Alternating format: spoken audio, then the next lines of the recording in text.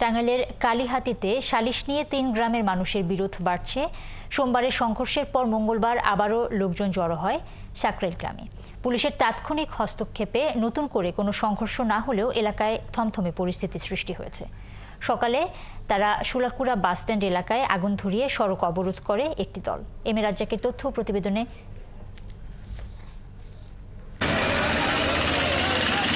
মঙ্গলবার সকালে মাইকিং করে একত্রিত হয় মুলিয়া ও সহদেবপুর গ্রামবাসী।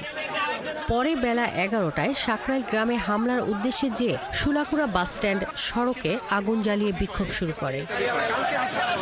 বিক্ষোভকারীরা জানান, সোমবার সালিশের ঘটনায় সহদেবপুর ইউনিয়ন পরিষদের সাবেক চেয়ারম্যান মুক্তিযোদ্ধা শুকুর মাহমুদ সহ অন্তত 10 জন আহত হয়। এরই প্রতিবাদে তারা রাস্তায় নেমেছেন।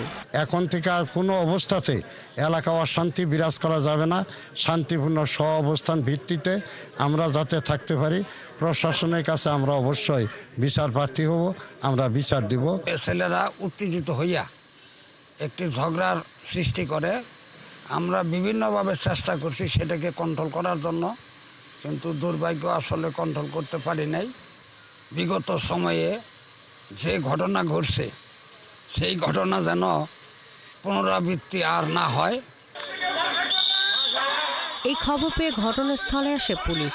পরে তারা পরিস্থিতি নিয়ন্ত্রণে এনে যান চলাচল স্বাভাবিক করে। এছাড়াও যে কোনো দুর্ঘটনা এড়াতে এলাকায় পুলিশ মোতায়েন করা হয়েছে। এক পক্ষ যে জনক শুকুর মাহমুদ আহত হয়েছে সেটাকে ইস্যু করে আবার তারা জড়ো হয় বিচার দাবিতে। অলরেডি তাদের মামলা রুজু করা হয়েছে এবং আসামিদের গ্রেপ্তারের প্রক্রিয়া চলমান। এই সংক্রান্তে 2টি মামলা রুজু হয়েছে এই পর্যন্ত। এর আগে সোমবার কালিহাতীর শুলাকুড়া বাজার এলাকায় স্থানীয় একটি সালিশকে কেন্দ্র করে মুলিয়া, সাকরাইল ও সহদেবপুর গ্রামের মানুষের মধ্যে সংঘর্ষ হয়। দফায় দফায় চলা এই সংঘর্ষে সহদেবপুর ইউনিয়নের সাবেক চেয়ারম্যান সহ 10 জন আহত হন। শাকিলা শম্পা, 71।